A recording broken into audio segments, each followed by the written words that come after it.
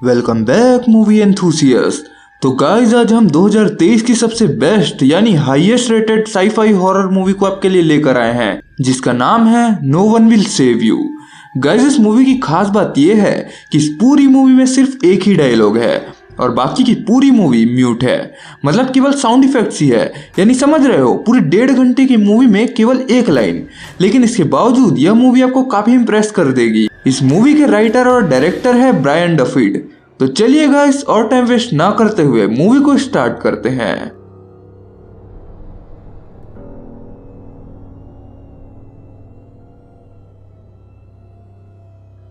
तो मूवी की स्टार्टिंग में हम ब्रिन नाम की एक लड़की को देखते हैं जो कि शहर से दूर अकेले घर में रहती थी। इसकी मॉम की डेथ हो चुकी है और उनकी हॉबी को जिंदा रखने के लिए इसने एक छोटा सा मिनिएचर टाउन रखा है। ब्रायन अपना गुजारा ड्रेस बेचकर करती है। एक दिन वो कुछ कपड़े बनाकर उनको बेचने के लिए शहर की तरफ जाने लगती है और तभी वो अपने घर के बाहर यानी अपनी बगीचे में एक छोटे से सर्कल को देखती है जिस पर वो ज्यादा ध्यान नहीं देती और फिर वो उस सर्कल पर पानी डाल देती है। लेकिन इसका एक बड़ा सिग्निफिकेंस है जो उसकी जिंदगी में आगे चलकर होने वाला था। इसके बाद हम देखते हैं कि वो कार में बैठकर शहर की तरफ जाने लगती है। तभी उसे एक लड़का दिखाई देता है जिसे वो पसंद करती है, लेकिन गाइस वो लड़का उसे देखना तक नहीं चाहता है। और यहाँ हम एक चीज नोटिस करते हैं कि कोई भी उस टाउन में उसे देखना भी नहीं चाहता है और वो खुद भी लोगों से बचती रहती है। आगे हम देखते हैं कि वो अपनी मदर की कब्र पर थोड़ा सा वक्त गुजारती है, फिर वो वहां से घर की तरफ जाने लगती है। लेकिन तभी उसे अपने चाइल्डहुड बेस्ट फ्रेंड मॉड के पेरेंट्स दिखाई देते हैं जिन्हें देखकर वो वहीं छुप जाती है। लेकिन फिर उनके जाने के बाद वो अपने घर पर आ जाती है। आगे हम देखते हैं कि वो अपनी फ्रेंड मॉड के नाम पर एक लेटर लिखने लगती है और तभी उसे एक बड़ा सा बॉक्स यानी पार्सल आता है। उसके अंदर उसने अपने मिनिएचर टाउन के लिए एक स्कूल बिल्डिंग मंगवाई थी और फिर वो उस बिल्डिंग को अपने मिनिएचर टाउन में फिट करती है। इसके बाद वो अपना लेटर जिसे उसने मॉड के नाम पर लिखा था उसे पूरा करती है, जिसमें लिखा था कि वो अपनी फ्रेंड मॉड को बहुत मिस करती है और साथ ही उसने उस लेटर में लिखा था कि वो अपने आप को कभी भी माफ नहीं कर पाएगी। लेकिन गाइस ऐसा क्या हुआ था कि उसने ऐसा लिखा और क्यों कोई भी उस बेचारी लड़की की तरफ देखना भी नहीं चाहता है? तो इन सब सवालों का जवाब आपको आगे वीडियो में देखने को मिलेगा। आगे हम देखते हैं कि वह रात में अपने घर पर सोई हुई होती है, लेकिन तभी हम किसी चीज को उसके घर के अंदर घुसते और ऊपर से नीचे की तरफ आते हुए फील कर पाते हैं और तभी अचानक से उसके घर की लाइट अपने आप ऑन ऑफ होने लगती है। लेकिन ब्रायन इतनी गहरी नींद में होती है कि उसकी नींद ही नहीं खुलती है। लेकिन फिर सडनली उसे कुछ आवाजें आती है जिससे उसकी नींद खुल जाती है और जब वो अपने विंडो से बाहर झांकती है तो वो देखती है कि बाहर जो डस्टबिन्स थे वो गिरे पड़े थे। अब वो उन डस्टबिन्स को उठाने के लिए नीचे जाने लगती है, लेकिन तभी वह देखती है कि उसके घर का मेन डोर ओपन हो रखा है और तभी उसे किसी के चलने की आवाजें आने लगती है और वो किचन में किसी को चलते हुए देखती है और वो इससे काफी ज्यादा घबरा जाती है। आगे हम देखते हैं कि चुपचाप से बैक के रास्ते से अपने कमरे में जाने लगती है, लेकिन तभी उसे महसूस होता है कि कोई उसका पीछा कर रहा है और यहाँ हम व्यूवर्स को एक झलक दिखाई देता है जिसे देखकर हम यह कह सकते हैं कि ये कोई इंसान नहीं है बल्कि कोई एलियन है। और फिर वो लड़की दौड़कर तुरंत अपने बेड के नीचे छुप जाती है और तभी वह एलियन भी उस रूम में आ जाता है और फिर वो यहाँ वहाँ देखकर वहां से चला जाता है। और यहाँ से हम एक बात समझ सकते हैं कि इस एलियन को कोई इंसान से कोई भी प्रॉब्लम नहीं है, वो तो बस घर के अंदर आकर सारी चीजें नोटिस कर वहां से चला गया। आगे हम देखते हैं कि ब्रायन नीचे आती है और तभी उसे वापस से ऊपर छत की तरफ से उस एलियन की आवाजें आती है। इसके बाद ब्रायन अपना मेन डोर बंद कर देती है, लेकिन फिर सडनली लाइट अपने आप ऑन हो जाती है और साथ ही टीवी भी अपने आप चालू हो जाता है। फिर ब्रायन उन सबको वापस से ऑफ कर देती है। इसके बाद वह हेल्प के लिए किसी को फोन लगाने जाती है, लेकिन फोन से एक तेज आवाज आती है और वापस उसके घर पर तेज हलचल होने लगता है। साथ ही फ्रिज भी अपने आप ओपन हो जाता है और तभी वो एलियन वहां आ जाता है जिससे डरकर ब्रायन वहां छुप जाती है। लेकिन तभी उस एलियन की नजर ब्रायन पर पड़ जाती है, यानी वो उसे देख लेता है और ब्रायन उस एलियन को देखकर वहां से भागने लगती है। लेकिन तभी अचानक से मेन डोर अपने आप टूटकर अंदर की ओर आता है जिससे टकराकर ब्रायन वहीं गिर जाती है, लेकिन फिर भी वो उससे बचकर छुपने लगती है और यहाँ वह एलियन थोड़ी और तोड़फोड़ करता है और साथ ही वो उसका मिनिएचर टाउन को भी तोड़ देता है और फिर वह एलियन ब्रायन को अपनी पावर से अपने पास खींचता है और फिर वह उसे ऊपर हवा में लेविटेट करता है। लेकिन फिर ब्रायन एक लकड़ी से उस एलियन के सर पर मारती है जिससे वह एलियन की वहीं तड़प कर मौत हो जाती है। यानी इससे एक बात साफ हो जाती है कि इन एलियंस के पास भले ही सुपरनेचुरल पावर्स तो थी, लेकिन इनकी बॉडी बहुत ज्यादा कमजोर थी। अब ब्रायन जैसे तैसे कर पूरी रात वहीं पर बैठे बैठे निकालती है और फिर सुबह होने पर उसने उस एलियन की बॉडी को चादर से कवर किया और फिर वो वापस से हेल्प के लिए कॉल करने की कोशिश करती है, लेकिन यहाँ पर फोन डेड हो गया था। इनफैक्ट फोन के साथ साथ बाकी के डिवाइसेस भी डेड थे।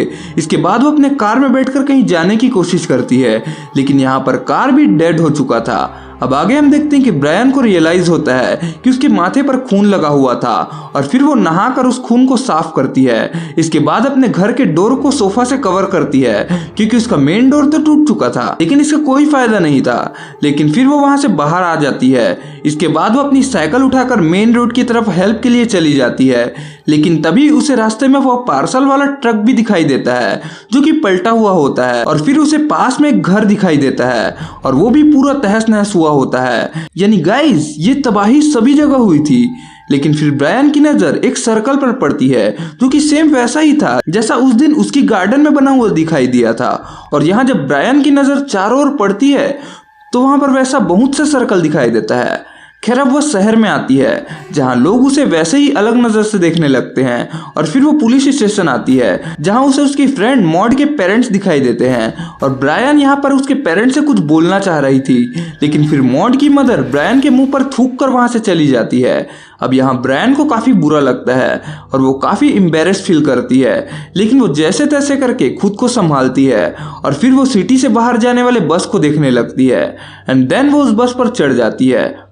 असल में वो सोच रही थी कि वो शहर से बाहर निकलकर बच जाएगी, लेकिन तभी एक आदमी उस पर अटैक कर देता है और यहाँ पर हम उस आदमी के गले के अंदर किसी रेंगते हुए पैरासाइट को देखते हैं और साथ ही फिर एक औरत भी उस पर हमला करती है और उसके भी गले के अंदर हम वैसे ही पैरासाइट्स को देखते हैं। आगे हम देखते हैं कि ब्रायन फौरन उस बस से उतरकर वहां से भाग जाती है और भागते भागते वो घर के बाहर पहुंचती है और तभी उसकी नजर एक कब्र पर पड़ती है। और गाइस ये कब्र और किसी की नहीं बल्कि उसकी बेस्ट फ्रेंड मॉड की होती है और इस कब्र को देखकर वो काफी ज्यादा दुखी हो जाती है। यानी अब उसकी बेस्ट फ्रेंड भी उसकी मॉम की तरह इस दुनिया में नहीं है और फिर वो उस कब्र के पास बैठकर अपने फ्रेंड को याद करती है और खूब रोती है। अब इसके बाद वो वहां से चली जाती है और रास्ते भर उसे लोगों के चिल्लाने की और साथ ही उन एलियंस की भी आवाजें आने लगती है और थोड़ी दूर जाने पर उसे कुछ लोग दिखाई देते हैं जो कि आसमान की तरफ हाथ उठाकर खड़े हुए होते हैं। असल में ये सब लोग उन एलियन से इन्फेक्टेड थे या कह सकते हैं कि उनके कब्जे में थे। अब ब्रायन वहां से अपने घर आती है और उस मरे हुए एलियन को देखने लगती है और वो देखती है कि उस एलियन के माउथ से कुछ निकलकर बाहर गया हुआ था। फिर वो बाहर आकर देखने की कोशिश करती है लेकिन उसे कुछ भी नहीं दिखाई देता है। इसके बाद वो अपने घर के अंदर आकर कुछ तैयारी करने लगती है, जैसे वो पानी गर्म करने के लिए गैस पर रखती है और साथ ही कुछ कैंडल्स भी जलाती है। इसके बाद वो अपने घर के सारे खिड़की और दरवाजे को ब्लैंकेट से कवर कर देती है और फिर वो अपने हाथ में एक ब्लेड रख लेती है। अब कुछ देर बाद वो नोटिस करती है कि वहां पर अब एलियंस आ चुके थे और फिर उन एलियंस ने अपने साथी एलियन की डेड बॉडी को बाहर खींचा और यह देखकर ब्रायन जल्दी से बेसमेंट में चली गई। अब यहाँ हम देखते हैं कि एक एलियन नीचे की तरफ यानी बेसमेंट की तरफ चला गया। अब ब्रायन उस एलियन को एक सीजर की मदद से मारने ही वाली थी कि तभी उस एलियन ने ब्रायन की सीजर अपने पावर्स से अपने तरफ खींच ली। अब गाइस ब्रायन के हाथ में उसकी और उसकी बेस्ट फ्रेंड मॉड की तस्वीर थी और उसे भी उस एलियन ने खींच लिया और उस तस्वीर को देखने में व्यस्त हो गया। अब ब्रायन इस मौके का फायदा उठाकर जल्दी से ऊपर की तरफ भागी और ऊपर उसे एक छोटा सा एलियन मिला जिसका हाथ बहुत लंबा था और उस एलियन ने ब्रायन के ऊपर अटैक कर दिया और फिर ब्रायन ने उस एलियन के हाथ को काट लिया और इसके बाद उसने उस एलियन पर सारा खौलता हुआ पानी फेंक दिया, लेकिन यहाँ पर उस एलियन को कुछ भी नहीं हुआ। अब ब्रायन फौरन बाथरूम में जाकर छुप गई, लेकिन वह एलियन काफी ज्यादा खूंखार था, यानी उस एलियन ने बाथरूम का दरवाजा चीर दिया। अब ब्रायन खिड़की खोलकर नीचे छलांग लगाने ही वाली थी कि तभी उस एलियन ने अपने लंबे हाथों से ब्रायन को अपनी तरफ खींच लिया। आगे हम देखते हैं कि ब्रायन ने एक झाड़ू उठाकर उस एलियन पर अटैक करने की कोशिश की, लेकिन उस एलियन ने उस झाड़ू को तोड़ दिया। लेकिन तभी ब्रायन ने उस टूटी हुई स्टिक से उस एलियन के शोल्डर पर स्टेप करके उसे वहीं कबर्ड पर लटका दिया और फिर ब्रायन ने दरवाजे को उस एलियन के सर पर जोर से मारा, जिससे उस एलियन की भी वहीं पर मौत हो गई। अब गाइस वो जो पैरासाइट है ना जो उन इंसानों के अंदर दिखाई दिए थे वो इन्हीं एलियंस के अंदर से निकलते हैं, जिससे ये इंसानों को कंट्रोल कर सकते हैं और ब्रायन ने जो चीज नोटिस करी थी ना उस एलियन के मरने के बाद कि उसके मुंह से कुछ चीज निकलकर जो बाहर गया था वो यही पैरासाइट था। खैर अब ब्रायन खिड़की से कूदकर वहां से बाहर निकलती है और तभी यहाँ पर उसे एक और एलियन दिखाई देता है जिसके हाथ तो बड़े थे ही, साथ ही इसके पैर भी काफी बड़े थे।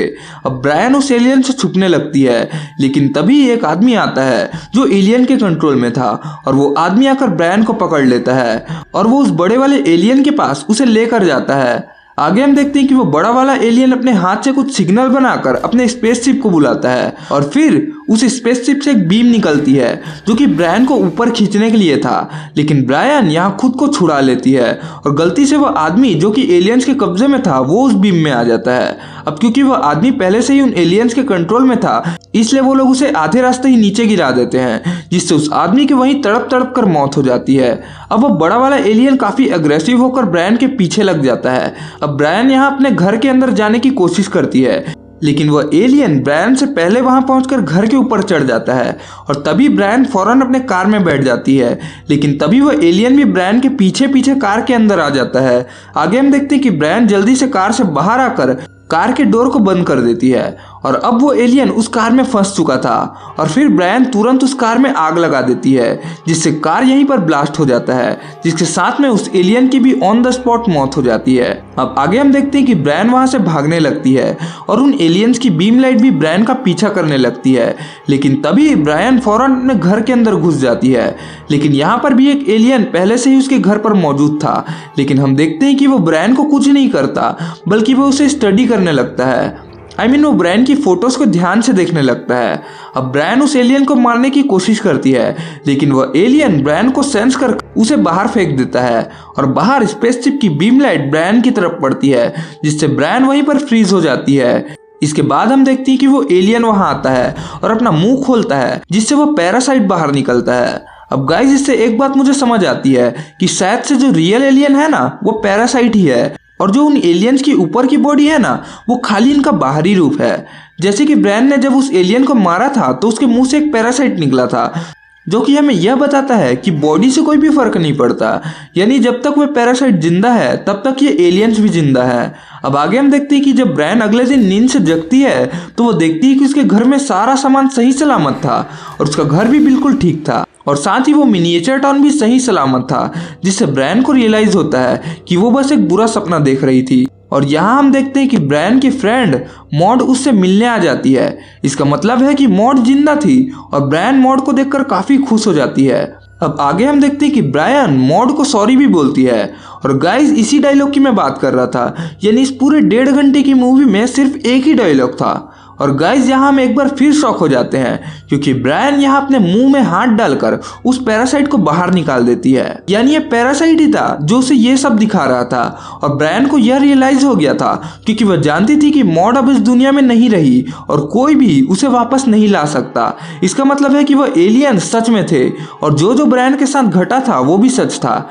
खैर वो उस पैरासाइट को बाहर फेंक देती है और तभी यहाँ पर वह बीम वाली लाइट जलती है और तभी हम देखते हैं कि उस पैरासाइट को एक नई बॉडी मिल रही थी और वो बॉडी और किसी की नहीं बल्कि ब्रायन की ही जैसी थी, यानी आप कह सकते हो कि ब्रायन का क्लोन। खैर अब वो एलियन ब्रायन रियल वाली ब्रायन पर अटैक कर देती है और उसके पेट में स्टेप भी कर देती है, लेकिन ब्रायन के पास भी वह ब्लेड था जिसे उसने भी उस एलियन ब्रायन के गले में स्टेप कर दिया, जिससे वह एलियन ब्रायन वहीं पे मारी गई। आगे हम देखते हैं कि ब्रायन वहां से जाने लगती है, लेकिन तभी वह स्पेसशिप ब्रायन के ऊपर बीम लाइट जलाता है, जिससे ब्रायन इस बार स्पेसशिप के अंदर चली जाती है। और यहाँ हम देखते हैं कि कई सारे एलियंस स्पेसशिप के अंदर मौजूद थे। आगे हम देखते हैं कि वो एलियंस ब्रायन को कोई नुकसान नहीं पहुंचाते हैं बल्कि वो लोग उसे एग्जामाइन करने लगते हैं, यानी उसकी यादों को देखने लगते हैं। और यहाँ हम व्यूवर्स को भी पता चलेगा कि आखिर ब्रायन के साथ पास्ट में क्या क्या हुआ था। अब यहाँ हम ब्रायन की पहली यादें देखते हैं जिसमें हमें दिखाया जाता है कि ब्रायन अपनी मॉम के साथ थी और उसकी मॉम मिनिएचर टाउन बनाया करती थी जो कि उनकी हॉबी थी और उनकी हॉबी को ही ब्रायन ने अपनी हॉबी बना ली थी। अब आगे हम देखते हैं कि एक दिन ब्रायन का मॉड से झगड़ा हो गया था और दोनों बहुत छोटे थे, लेकिन तभी मॉड ने उसको धक्का दे दिया और तभी गलती से ब्रायन ने मॉड के सर पर पत्थर मार दिया, जिससे मॉड की जान चली गई। और अब आपको समझ आ ही गया होगा कि मॉड के पेरेंट्स और बाकी के टाउन वाले ब्रायन से इतना क्यों चिढ़ते थे। असल में मॉड यहाँ इस टाउन के पुलिस चीफ की बेटी थी, लेकिन यह चीज उससे अनजाने में हुई थी, जिसका हर जाना उस बेचारी को बड़े होने तक चुकाना पड़ा। यानी ब्रायन का बचपन यहाँ अकेलेपन में ही गुजरा। खैर इसके बाद हम ब्रायन की मेमोरी देखते हैं, जिसमें वो मॉड को लेटर लिख रही थी, क्योंकि ब्रायन को लगता है कि अगर लेटर लिखकर वो अपनी फ्रेंड मॉड को भेजेगी तो वो ऊपर उसकी फ्रेंड के पास चला जाएगा। और फिर हम देखते हैं कि जब छोटी वाली ब्रायन लेटर लिख रही थी तभी वहां पर बड़ी वाली ब्रायन आती है और उसके हाथ पे हाथ रखती है, जिसका मीनिंग है कि अब वो कभी भी गिल्ट में नहीं जिएगी और अब से वो सारी चीजों से मूव ऑन करेगी। अब आगे हम देखते हैं कि वो सारे एलियंस अब आपस में कुछ बात करके ब्रायन को वापस धरती पर भेज देते हैं और अब ब्रायन काफी खुश है और उन एलियंस ने ब्रायन को कोई नुकसान नहीं पहुंचाया और साथ ही उन्होंने उसके अंदर कोई भी पैरासाइट्स नहीं भेजा और अब ब्रायन काफी खुश है और वह बहुत अच्छे से अपनी लाइफ को जी रही है। और सबसे अच्छी बात तो यह है कि अब पूरा टाउन ब्रायन से बात करने लगा है और साथ ही उसका क्रश भी अब उसको पसंद करता है। अब अगले सीन में हम देखते हैं कि ब्रायन रात में पार्टी कर रही होती है और साथ ही वो अपने क्रश के साथ उस पार्टी में डांस भी करती है। साथ ही हम उन स्पेसशिप को भी टाउन के आसपास मंडराते हुए देखते हैं। यानी हो सकता है कि एलियंस ने इंसानों को रिप्लेस करके अब धरती को ही अपना घर बना लिया है और साथ ही उन एलियंस ने चीजों को ब्रायन के हिसाब से चेंज कर दिया हो और अब जो लोग धरती पर रह रहे हैं वो सभी के सभी एलियंस हैं। और यहाँ ये बात ब्रायन को भी पता है, लेकिन उसे इससे कोई भी फर्क नहीं पड़ता, क्योंकि अगर उन एलियंस ने इंसानों की जगह ना ली होती तो हो सकता है कि ब्रायन को मरते दम तक उसकी सजा भुगतनी पड़ती, यानी कि जिंदगी भर उससे कोई भी बात नहीं करता। तो इससे बेटर यही है कि वह उन एलियंस के साथ ही रहे, क्योंकि वह एलियंस एटलीस्ट इंसानों से तो बेटर ही है। और इसी के साथ में यह मूवी यहीं पर एंड हो जाती है। तो गाइज ये थी no one will save you movie का डिटेल्ड एक्सप्लेनेशन। मुझे उम्मीद है कि यह मूवी और साथ ही मेरा एक्सप्लेनेशन का तरीका आपको पसंद आया होगा। तो गाइज अब आप इस वीडियो को लाइक करके अपने दोस्तों के साथ भी जरूर शेयर करिएगा और साथ ही अगर आप इस चैनल पर नए हैं तो मेक श्योर आप इस चैनल को जरूर सब्सक्राइब करिएगा। तो गाइज फिर मिलते हैं नेक्स्ट वीडियो में, तब तक के लिए गुड बाय।